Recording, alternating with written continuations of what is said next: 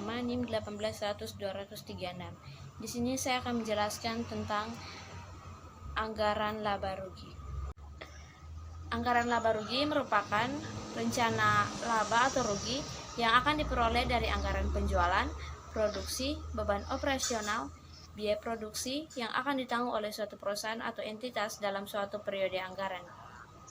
Secara sederhana, anggaran laba rugi adalah jumlah laba atau rugi yang ingin diperoleh oleh suatu perusahaan. Anggaran laba rugi ini merupakan salah satu jenis anggaran yang harus dibuat oleh suatu perusahaan. Jika suatu perusahaan tidak membuat anggaran laba rugi, tentu saja perusahaan tidak akan mendapatkan informasi laba atau rugi yang diterima.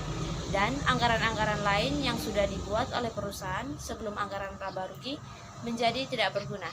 Karenanya, sangat penting untuk suatu perusahaan membuat anggaran laba rugi. Sumber-sumber informasi yang dibutuhkan dalam penyusunan anggaran laba rugi. Yang pertama, anggaran penjualan. Anggaran penjualan ini menyajikan informasi tentang perkiraan jelek penjualan dalam suatu periode anggaran. Yang kedua, anggaran produksi. Anggaran ini menyajikan informasi tentang nilai persediaan awal dan akhir barang jadi yang akan digunakan dalam perhitungan beban pokok penjualan di anggaran laba rugi. Yang ketiga, anggaran biaya produksi.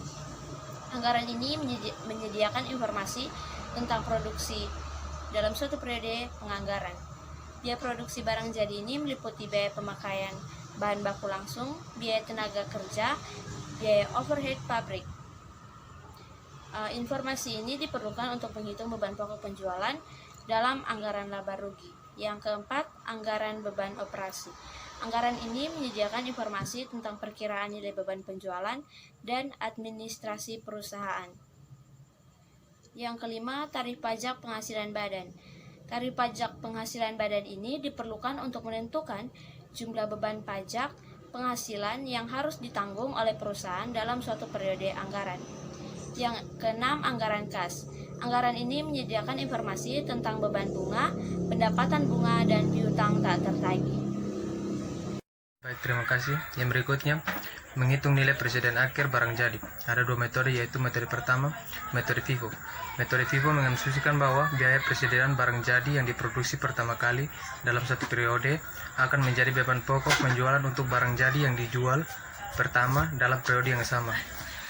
Jika perusahaan menggunakan metode FIFO, maka biaya persediaan akhir barang jadinya berasal dari persediaan barang jadi yang terakhir dibuat dalam satu periode. Metode kedua, average.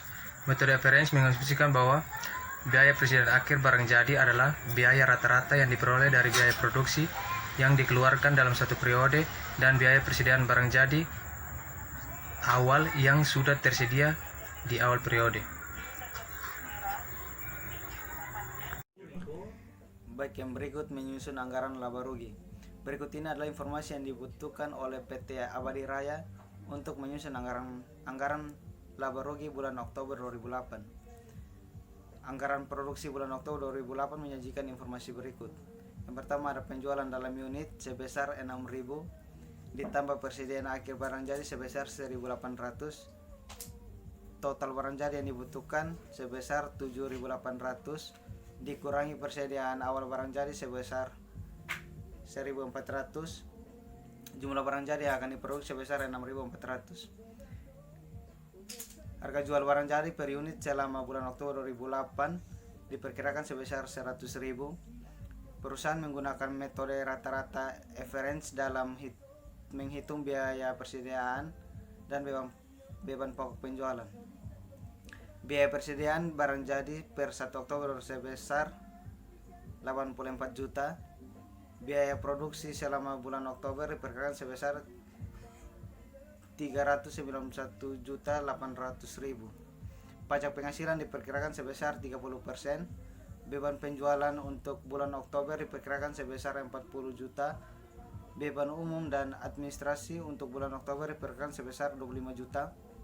Beban bunga bulan Oktober diperkirakan sebesar 26 juta.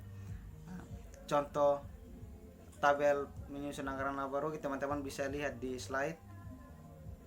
Sekian, terima kasih.